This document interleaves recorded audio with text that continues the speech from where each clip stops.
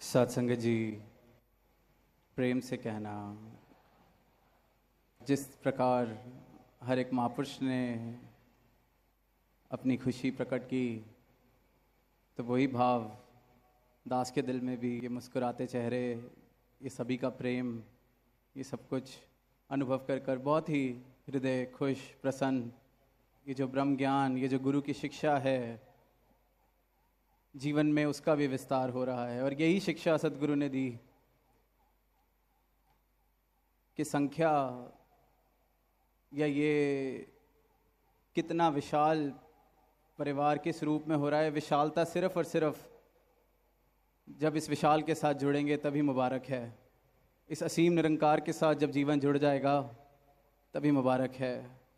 और सिर्फ महापुरुषों ने ही नहीं, जितने ऐसे लोग भी आए जिन्होंने शायद मिशन का संदेश पहली बार सुना, सद्गुरु के दर्शन पहली बार किए, उन सब के जीवन में भी ऐसा प्रभाव देखने को मिला कि वाकई ये सच के बिना जीवन अधूरा है। पर जाहिर सी बात है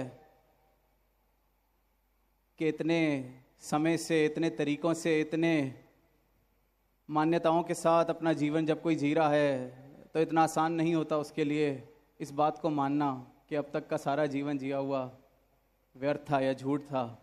और सच तो ये है। पर फिर भी सद्गुरु की ऐसी कृपा, अपनी नज़र से, अपने प्यार से, अपनी बख्शिश से, अपने एहसान से, न जाने कितनों को इन्होंने इस यात्रा के दौरान तारा। और फिर यही भाव आ रहे थे कि चलो जो तो नया है उसके ये जो स्ट्रगल है, कॉन्फ्लिक्ट है, इस चीज़ को समझने में वो स्वाभाविक है, समय लगता है।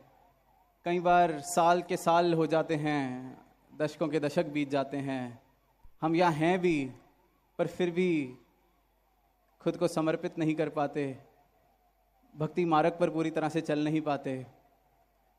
आज भी जब जिक्र हो रहा था कि मोबाइल नंबर सद्गुरु का, तू ही निरंकार मैं तेरी शरण हाँ मैनू बख्श लो, उसकी सारे गुण बताए गए कि लाखों करोड़ों भी एक ही बारी में कनेक्ट कर सकते हैं, कभी व्यस्त नहीं होता, कभी कॉल वेटिंग नहीं होती।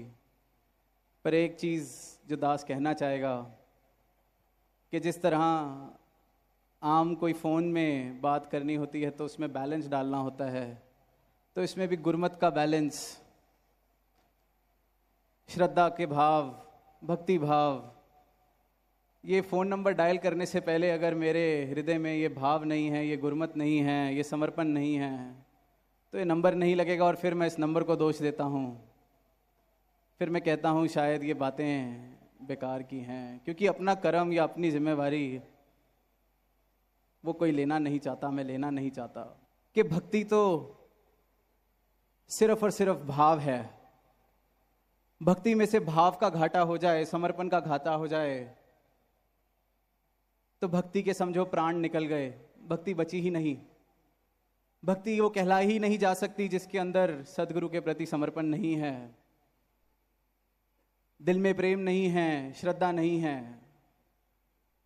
तो अगर दिल में श्रद्धा नहीं, दिल में प्रेम नहीं, दिल में सद्गुरु के प्रति विश्वास नहीं, समर्पण नहीं, तो फिर इस शरीर की हरकत को भक्ति नहीं कहा जा सकता। शरीर चरणों में लेटा रहे और अकल मुझ पर भारी है, तो ये भक्ति नहीं, ये ढोंग है, ये धोखा है। और धोखा हम किसी और के साथ नहीं, अपने साथ कर रहे हैं। किसी और को धोखा क्या दे सकते हैं? किसी को कोई धोखा नहीं दे सकता। हम सबसे बड़ा पाखंड अपने साथ कर रहे हैं। अगर मन में कोई भाव नहीं, दिल में कोई श्रद्धा नहीं, फिर तो शरीर की हरकत। तो ये भक्ति कोई दुनियादारी का सिलसिला नहीं कि निभा लेंगे, निभानी पड़ेगी, बड़ी कोई मजबूरी है। दुनियादारी निभाएं जहाँ मजबूरियों में निभाना पड़ता है। पर भक्ति तो इन सब चीज़ों से मुक्त करने वाला एक रास्ता, उसमें ये एहसान हम किस पर करने चले हैं कि हम निभा लेंगे। तो मन के अगर ऐसे भाव हैं, जीवन पर अकल का इतना जोर है कि दिल नहीं मानता कि कहे अवतार गुरु ही रब है, इस विच कोई भुलेखा नहीं, कि परमात्मा है भी कि नहीं, अकल मेरी नहीं मानती, तो दास तो ये कहेगा फिर इस ढोंग को छोड़ के अकल को पूरी दुनिया में जाके आजमा लें। इसको चलाएं, दौड़ाएं, भगाएं, शायद थक के किसी दिन ये भी हार मानेगी और उस दिन शायद समर्पण आएगा जीवन में। क्योंकि उससे पहले तो ना ढोंग से मुक्ति मिलनी, ना आनंद मिलना।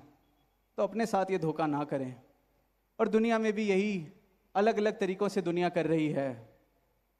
और दास अक्सर वो पंक्तियाँ दोहराता है कि तुम ज़माने की राह से आए वरना सीधा था रास्ता दिल का।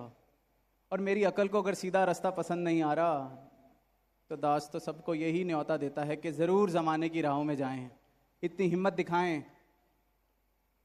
अकल का पूरा जोर, जहाँ अकल में इतना बल है कि सच को नकार रही है, तो फिर उसको घूमने दें ज़माने की राहों में। और जब ज़माने की राह से थक कर लौटेंगे तो सदगुरु ने तो यही मिलना है। क्योंकि ये रब हैं और इनका ब्रह्म ज्ञान अटल सच्चाई है। इसने कहीं जाना नहीं, इन्होंने कहीं जाना नहीं। तो जब घूम फिर के हम पहुंच जाएंगे तो इनके चरणों में ही आना है।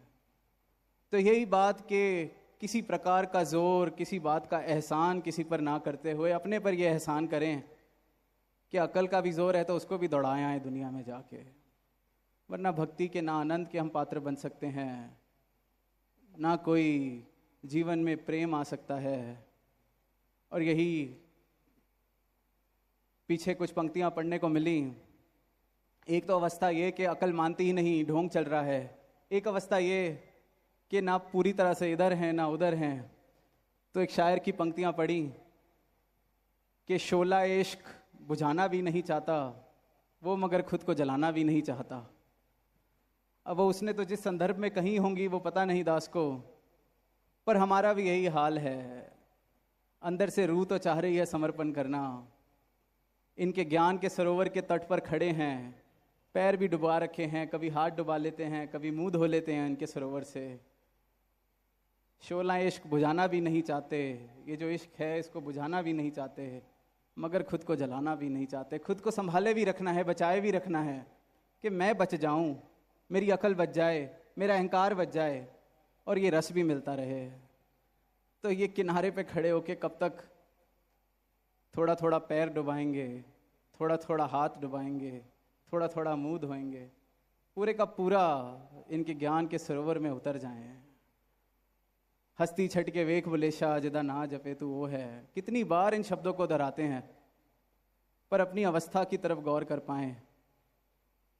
और जिसने खुद को जलाया है तो उसको तो इसने अमर ही किया है सदगुरु ने। अभी समागम सेवा का भी समय आ रहा है। आज वो गीत भी एक सुना पागल सेवक जी का। तो पिछले साल जब ये दास ने गीत सुना तो साथ ही दीनदयाल करके भी एक गीत, उसमें अंत की पंक्तियों में आता है अमर सेवक। तो दास को दिलबाग जी ने बात बताई कि पहले पागल सेवक जी के नाम से तखल्लुस होता था इनका, इस जोड़ी का। फिर बाबा जी ने कुछ समय बाद, कुछ वर्षों बाद अमर सेवक कर दिया। तो मन में भाव आए कि सदगुरु इससे बड़ा प्रमाण और क्या दे कि पागल बन के सेवक तो बनो, अमर करना फिर मेरा काम है। तो इससे बड़े प्रमाण, इससे बड़े इशारे सदगुरु और क्या देगा। और पागल बनने का कोई ये मतलब नहीं कि अपनी चेतनता भूल जाएं। अपनी मैं को छोड़ के जो चेतनता इन्होंने मुझे दी है सिर्फ उसको अपना पाएं। इतने पागल हो जाएं कि मेरी अकल इनके आगे खड़े होने की जरूरत भी ना करे। तो फिर पागल कहलाने लायक, तो फिर हम इनके दर के पागल, फिर तो ये अमर करेंगे ही करेंगे। तो जिस राह पर हम हैं, जो भक्ति, जो ये सतगुरु पूर्ण जीवन में आया है, तो जिस अवस्था तक ये हमें पहुंचाना चाहते हैं उस अवस्था तक ना पहुंचने का कारण हम खुद हैं। अगर कोई ये कहता है कि संगत भी आ रहे हैं, सिमरन भी कर रहे हैं, सेवा भी कर रहे हैं, पर आनंद जीवन में नहीं है, तो या तो ये सब का ढोंग, शरीर की हरकत, या फिर वही अवस्था के शोला इश्क बुझाना भी नहीं चाहता वो, मगर खुद को जलाना भी नहीं चाहता। तो जलाना तो पड़ेगा अगर जीवन में आनंद की अवस्था प्राप्त करनी है तो। और जहाँ समागम सेवा का जिक्र हो रहा है तो दास को पिछले साल की एक बात याद आ रही है। मॉर्निंग सेवा समालखा में पिछले साल पहली बार शुरू हुई, तो दास को भी इनकी कृपा से सेवा पर जाने का अवसर मिला। तो दास कोई अनुभव तो नहीं, ना कोई ऐसी समझ कि किस तरह से क्या करना है, पर कस्सी चलाने की कोशिश कर रहा था अपनी तरफ से। तो थोड़ी कुछ मिनट बीते, 10-15 मिनट, तो देखा कि हाथ पर छाले पड़ने शुरू हो गए हैं। बर्दाश्त कर रहा था कि चलो कोई नहीं, कभी कभी अवसर मिला है दातार माते ईस अरदास की कि शक्ति बख्शो सेवा कर सकें। 5 मिनट ये सिलसिला और चला। पीछे से एक आवाज आई कि थोड़ा ढीला पकड़ो। बहुत जोर से पकड़ी हुई है कस्सी। एक महापुरुष, वो माहिर होंगे इस कला में, इस सेवा में, तो उन्होंने बस इतनी सी आवाज दी। अब दास ने सुनी, दास ने कहा आई तो मेरे लिए ही है ये आवाज। कोशिश की कि चलो पकड़ के देखते हैं। पहले मन में सवाल आया कि ढीला पकड़ेंगे तो चलेगी कैसे, पर करके देखी। और फिर अगले पूरे महीने जब भी कस्सी चलाने का अवसर मिला, उसको ऐसे ही पकड़ा और हाथ पे कुछ जख्म नहीं आए। तो उनका तो शुक्राना किया ही, पर मन में ये भाव आया कि यही कला तो जीवन जीने की भी सदगुरु सिखा रहा है कि जीवन को थोड़ा हल्के से पकड़ो। इतने जोर से पकड़ के रखोगे तो दुख, संताप आना ही आना है, जख्म पड़ने ही पड़ने हैं। आराम से, सहज भाव, इस जीवन को ऐसे पकड़ो, इस कला से पकड़ो कि आराम से, जख्म भी नहीं देगा और उपयोग भी पूरा हो जाएगा इस जीवन का। इसके सारी ये जो सुख सुविधाएं हैं, किसी को इतनी जोर से या कस के ना पकड़ लेना कि वो फिर तुम्हें, जो तुम्हारे इस्तेमाल के लिए आई थी, वो तुम्हें जख्म देने लगे, दुख देने लगे, जीवन की हालत ऐसी हो जाए। तो ये जीवन जीने की वो कला सिखा रहे हैं। इनके गुरसिक और भी जीवन में उसी कला के साथ कितने और फायदे हैं वो सिखा रहे हैं। तो समय की तरफ दास की नज़र जा रही है। अंत में बस यही कहेगा कि अगले हफ्ते से सेवाएं भी शुरू होनी है। तो जो दास की तरह अनुभवी नहीं है कस्सी चलाने में, तो उसको हल्के से पकड़ें ताकि जख्म ना पड़े, और जीवन भी ऐसा बन सके जैसा सदगुरु चाहते हैं। जीवन के भी इन सुख सुविधाओं को, रिश्ते नातों को, वो जो भाव अनासक्त आसक्ति के, हल्के से पकड़ें, ढीले से पकड़ें। बाकी काम इनका है, इनको करने दें। साथ संगत जी प्यार से कहना, दान रखा।